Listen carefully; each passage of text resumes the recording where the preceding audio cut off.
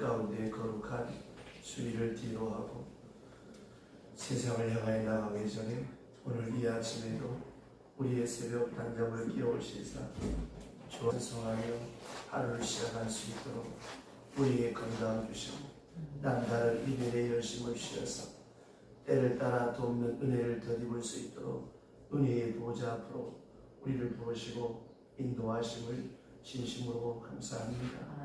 하나님 아버지, 우리가 모를 때에도 주께서는 아시고 우리를 인도하셨으며 우리가 곁길로 갈 때에도 주께서는 바른 길로 인도하셨으며 우리가 넘어질 때에 그렇게 쉽게 자주 넘어짐에도 불구하고 일으켜 주시고 또 주의 은혜를 모르고 자행자리할 때에도 주께서 강한 발로 인도하시며 때로 말씀으로 때로 사건을 통하여 때로 주의 강한 채찍을 통해서 우리를 인도해 주시사 주 앞에 있게 하시고 오늘도 이렇게 하루를 찬송과 기도로 시작할 수 있도록 복 주심을 진심으로 감사하고 감사합니다.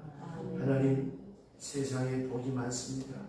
많은 사람들은 눈에 보이는 물질적인 축복과 현세적이고 가식적인 것에 얽매여 사모하며 살아가지만 내가 많은 사람 가운데 예수를 믿는다는 것이 하나님의 축복이요 그리고 모두가 분주하고 피곤한 가운데 살아가지만 새벽마다 나를 향한 하나님의 경륜과 뜻과 섭리가 계셔서 이렇게 고단한 몸을 쳐서 복종시키며 기도할 수 있는 사람으로 세우신 이 축복이야말로 우리가 무엇이라 하나님 앞에 감사할 수 있겠습니까?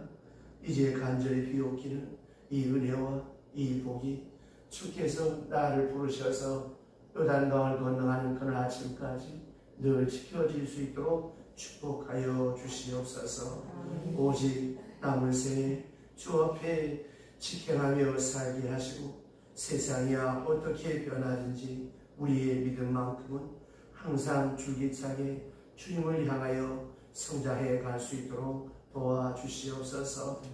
자비하신 주여, 주께서 살아가시는 자를 우리도 살아가며 주께서 기뻐하시는 바대로 우리도 기뻐할 수 있도록 은혜를 내려 주시옵소서.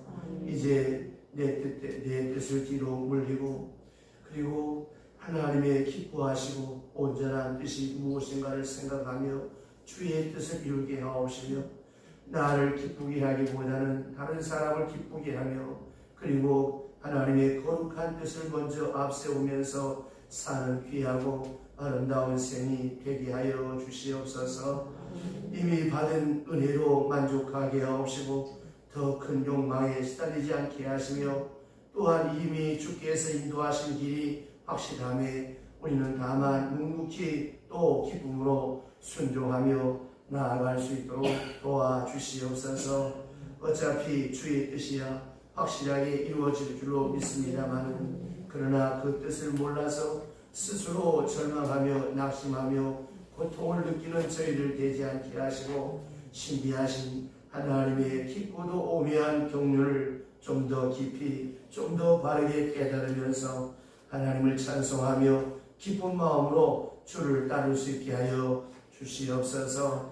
오늘도 하나님의 말씀이 바르게 권세 있게 능력 있게 선포되게 하옵시며 이 말씀이 들려지는 현장마다 구원이 있고 생명의 역사가 있어지게 하여 주시옵시되 특별히 유튜브 앞에서 이 아침에 예배하는 성도들과 또한 인터넷을 통해 말씀에 접속하는 모든 성도들 위해 주의 크신 은총을 더하여 주시옵소서. 하나님 아버지, 저희 교회를 여기에 세워주심을 감사합니다. 우리 교회가 여기 있으므로 이 지역사회가 복을 받게 하옵시며 또한 교회를 향하여 기대하는 많은 사람의 요구가 있사온데 하나님 아버지, 모든 사람들 앞에 참으로 복된 교회가 되게 하시고 교회 중에 교회가 되며 교회 중에 사표가 되며 하나님의 거룩한 뜻을 이 땅에 구현할 수 있는 구원의 방주, 생명의 요람, 축복의 전당, 은혜의 센터가 되게 하옵시되 특별히 이 성전 밑을 지나는 성도들마다 하나님 앞에 나와 함께 기도하는 만민의 기도하는 집이 되게 하여 주시옵소서. 예수님의 이름으로 기도드리옵나이다. 아멘. 하나님의 말씀 계속해서 오늘은 고린도후서 제12장 7절로부터 10절 말씀 보겠습니다. 고린도후서 제12장 7절로부터 10절 함께 소리를 모아서 공독합니다. 여러 계시를 받은 것이 지극히 크므로 너무 자만하지 않게 하시려고 내 육체에 다시 곧 사탄의 사자를 주셨으니 이는 나를 쳐서 너무 자만하지 않게 하려 하시리라. 이것이 내게서 떠나가게 하기 위하여 내가 3번 주께 간구하였더니 나에게 이르시기를 내 은혜가 내게 족하도다. 이는 내 능력이 약한 데서 온전하여 짐이라 하신지라.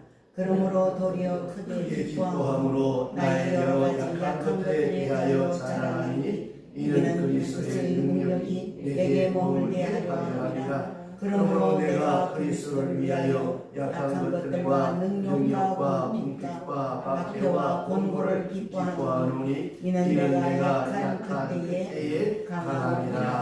아멘. 오늘 주신 말씀은 이 사도 바울에 있어서 가장 소중한 간증이요, 또 제 개인적으로도 참 좋아하는 본문이기도 하고, 또 아까 부른 찬송가 300장 전체가 좋아하는 찬송입니다. 어떤 어려움이 있고 답답한 일이 있을 때 이 찬송을 부르면 그 후렴 부분에 가서 그 은혜가 내게 족하네, 그 은혜가 내게 족하네, 이 괴로운 세상 지날 때 그 은혜가 족하네 하는 하나님의 음성을 들을 수 있는 귀한 찬송, 귀한 본문이고, 특별히 사도 바울 자신의 가슴 깊은 그 신앙 간증을 여기에서 엿볼 수가 있습니다. 바울 서신들의 그 특징은 언제나 성서적이고 또 체험적입니다. 이 두 가지가 항상 함께한 것이 이 사도 바울의 서신입니다.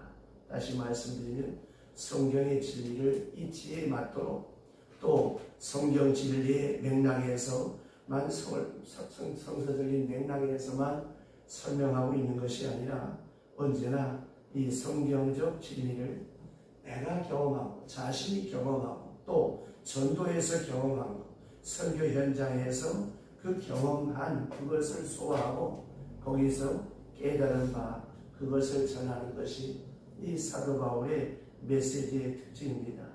그러니까 단순한 성경적 교리만을 말하고 있는 것이 아니라 자기의 신앙 간증, 자기의 신앙 경험, 이런 체험을 통해서 말하기 때문에 특별히 교리적이기도 하고 성서적이기도 하고 또한 간증적인 것입니다. 그래서 그는 개인의 그 간증을 항상 곁들여서 말을 합니다. 예를 들어서 남의 얘기를 듣고 와서 말하는 것은 힘이 없고 영향력이 없습니다. 내가 이렇게 경험을 했다. 그때 힘이 되고 상대방에게 감동이 되는 것입니다. 제가 병원에 가면 제 왼쪽 다리 수술한 부분을 제가 이렇게 그 병상에 있는 성도에 보이면서 제가 몇 번 수술을 하려 해서 이 다리를 자르기까지 됐지만 하나님 은혜로 제가 이렇게 두 다리가 건강합니다. 아무리 의사의 의술이 좋아도 이 뼈와 뼈를 띄어다 붙일 수 있고 살과 살을 붙일 수 있지만 이 수술한 그 부위에 그 뼈 속에 진액이 나오고 안 나오게 하는 건 하나님 역사입니다 하고 이거를 보여주면 많이 위로를 받고 힘을 얻습니다. 그와 같이 사도 바울은 언제나 자기의 체험, 자기의 경험을 이 신앙 고백적으로 간증하고 말하기 때문에 힘이 있고 능력이 있습니다.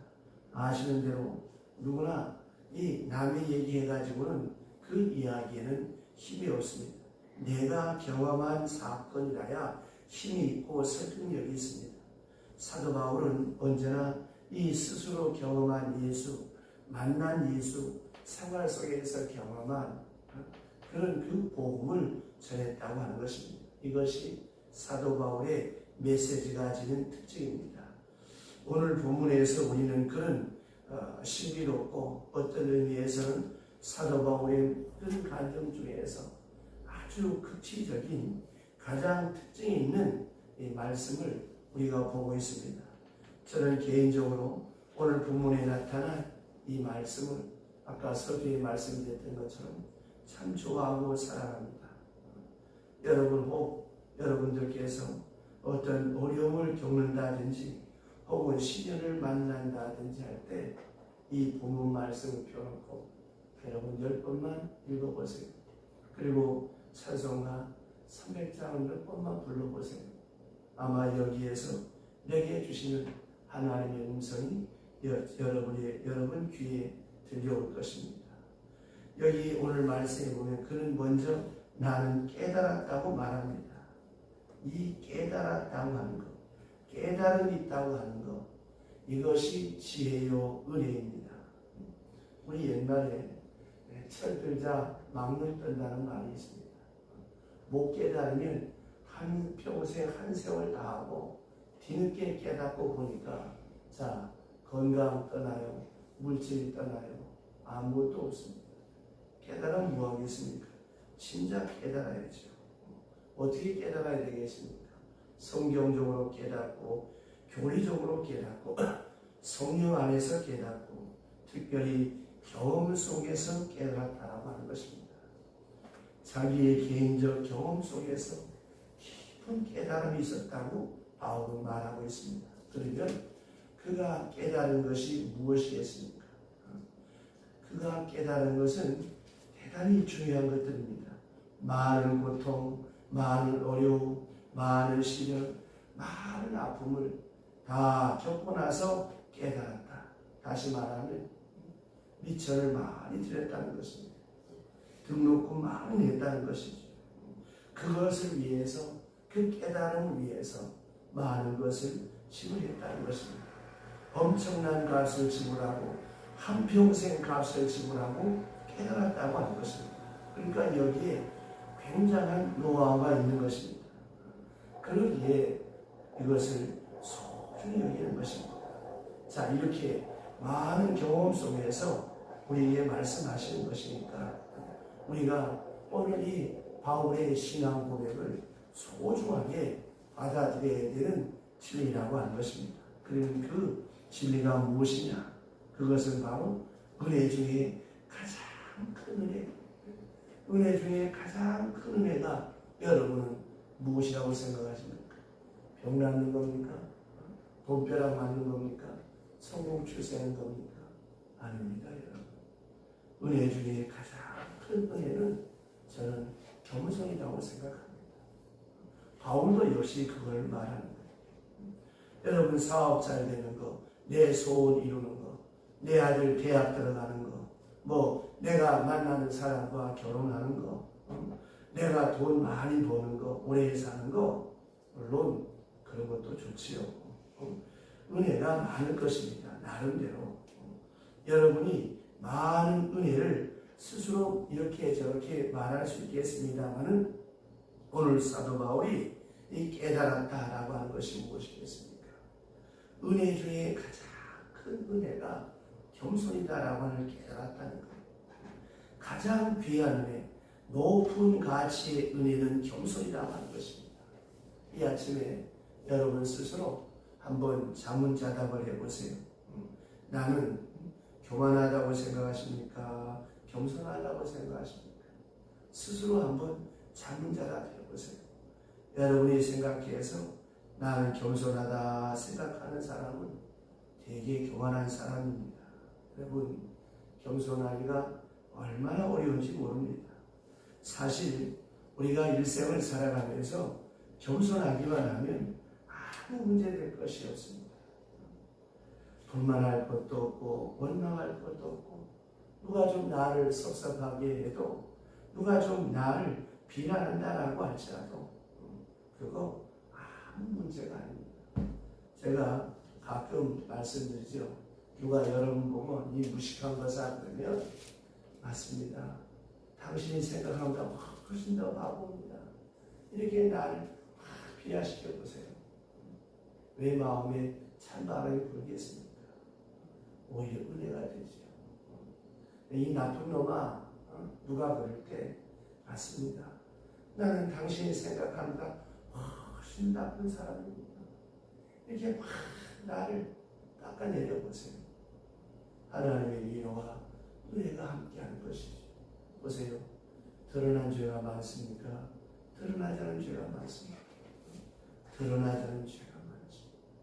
누가 나한테 뭐라고 하든지 말든지 그거를 하나님의 음성으로 듣고 그저 감사합니다 하고 받아들이면 은혜가 되는 거예요.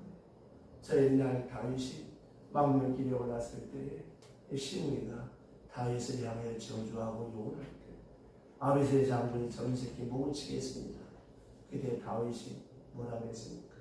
그냥 두세요. 하나님이 저를 시켜서 내게 하시는 말씀입니다. 다윗은 자기를 향하여 욕하는 사람의 소리를 하나님의 음성으로 들었다고 하는 것입니다. 그러니까 여러분 보세요. 누가 나한테 뭐라고 하든 말든 좀 섭섭하게 하든 말든 그럴 수 있지.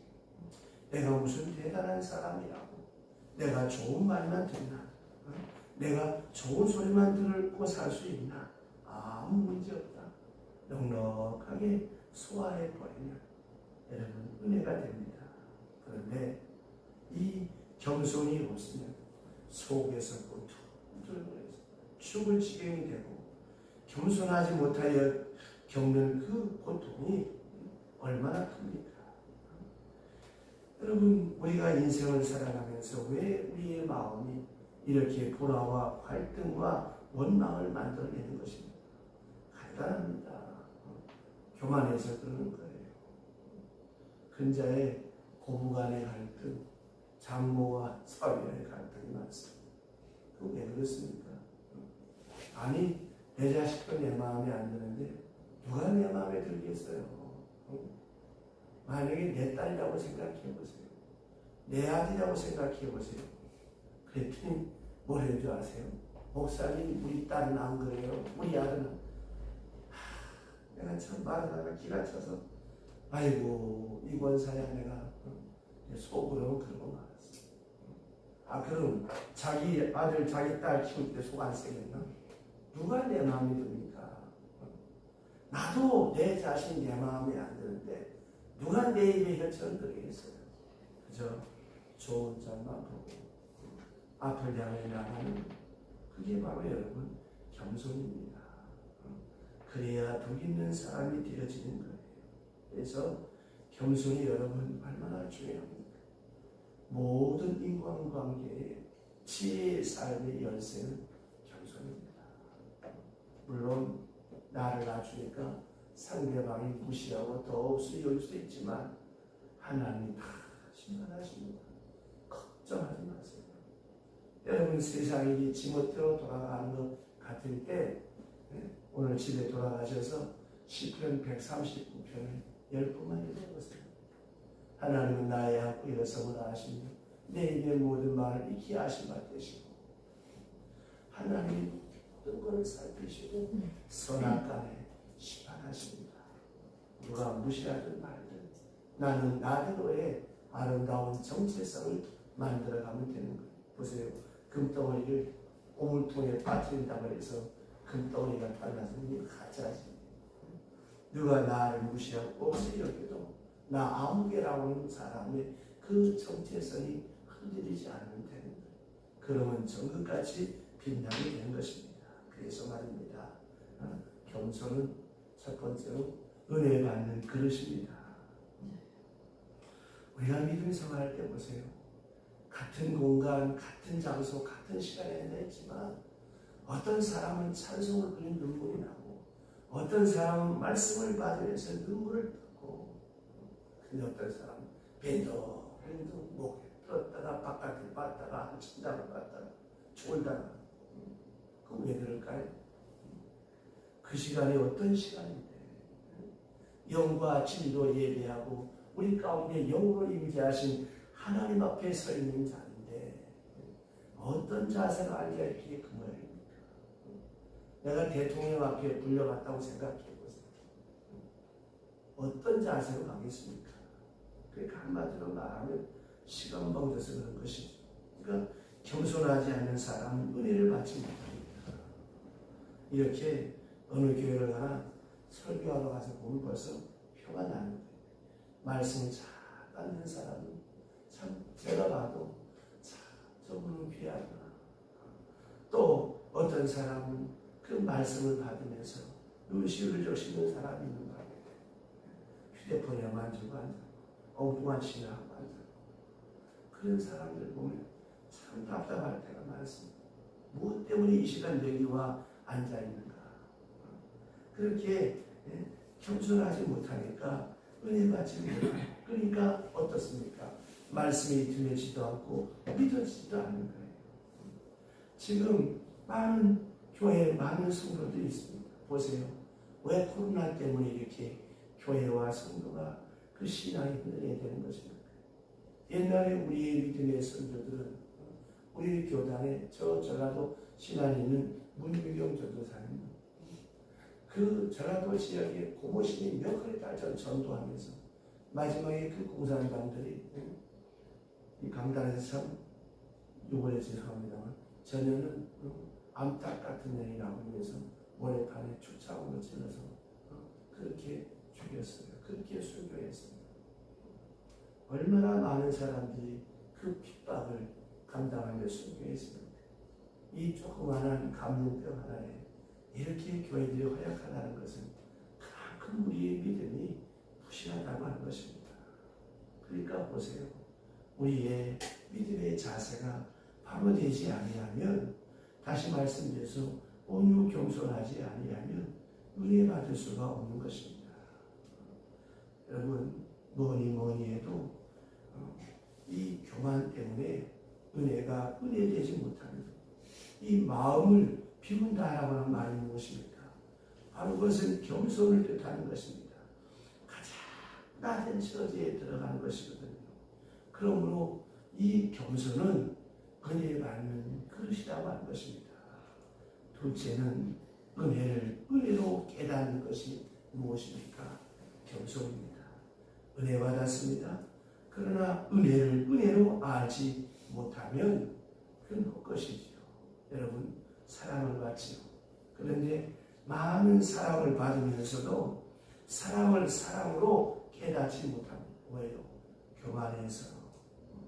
그래서 제가 조리할 때마다 늘 하는 이야기가 있습니다. 교만한 사람은 사랑받을 줄도 모르고 사랑할 줄도 모른다. 신랑, 네가 아무리 똑똑하고 네 눈이 아무리 높아도 오늘 선택한 이 여자가 네가 제일 사랑하는 사람, 네 마음에 최고로 예쁜 사람이라고 네가 선택해서 결혼한 거 아니냐. 그럼 이제부터 이 아내가 음식을 잘하든 못하든 뭘 하든 말든 그저 겸손하게 감사합니다 하고 바라보고 안 그러면 너만 피곤하다.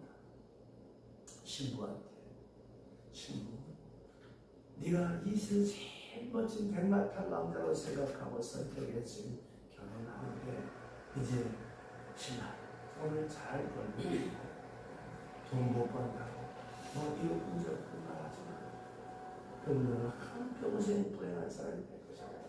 그럼 두 사람 다 어떻게 생각하며 살아가게 되냐. 하나님께서 내게 좋은 사람을 만나게 하셨다. 하나님 감사합니다. 어디서 이런 시간, 어디서 이런 시기를 하나님 내게 만날 수 있도록 인도하셨습니까? 너무 감사합니다.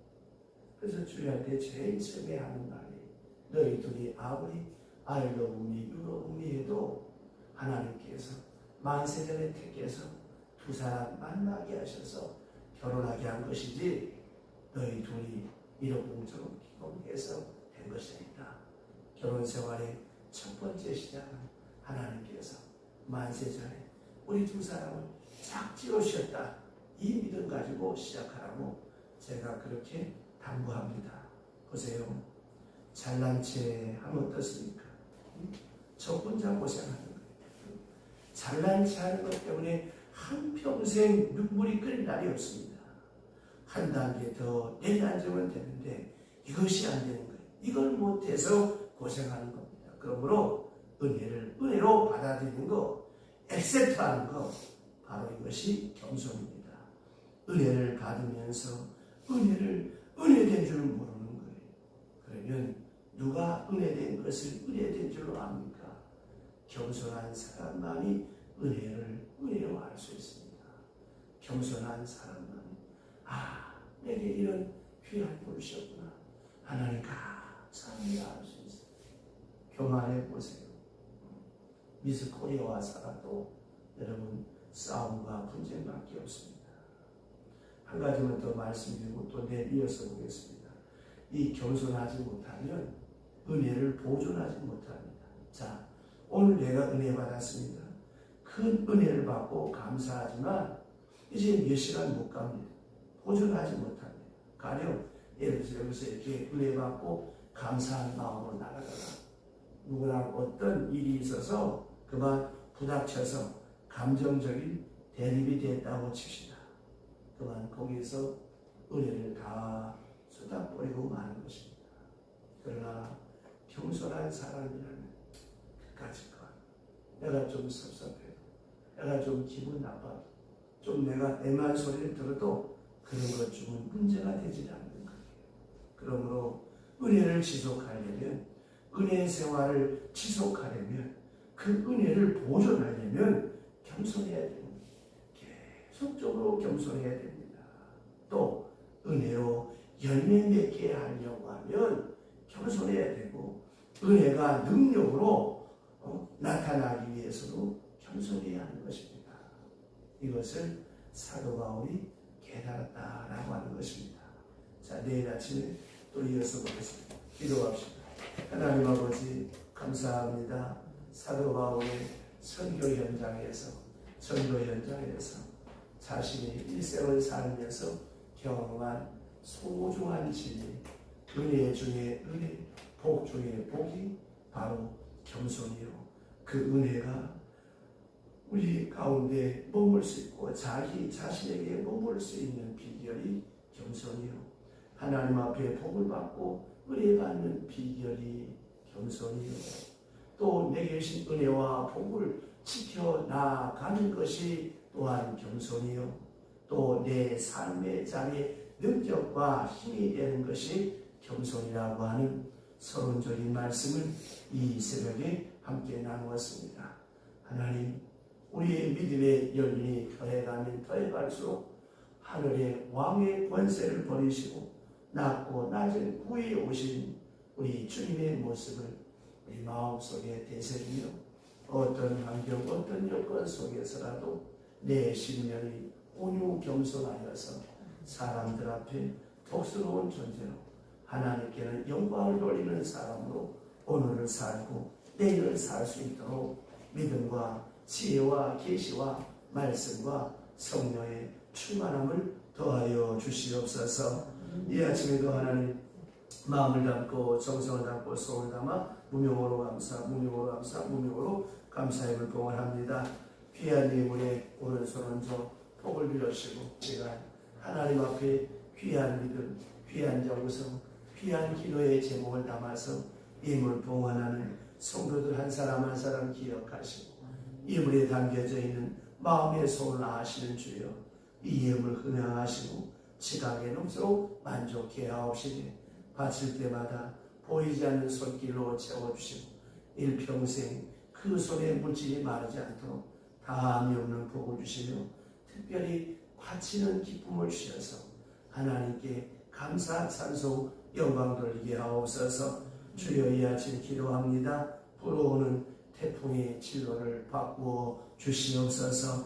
전능하신 하나님, 천지 만물을 주관하신 하나님, 이 기상도 하나님께서 주장하시기로 믿사오니 이 한반도에 하나님의 불어오는 태풍의 진로가 바뀌어서 큰 피해가 없이 하나님 비켜갈 수 있도록 주여 이 민족을 불쌍히 여기시고 긍휼히 여겨 주시옵소서. 특별히 하나님 아버지 우리 모두 한 피바다 한 몸 이룬 한 형제요 그리스도 안에 한 자매라고 했습니다.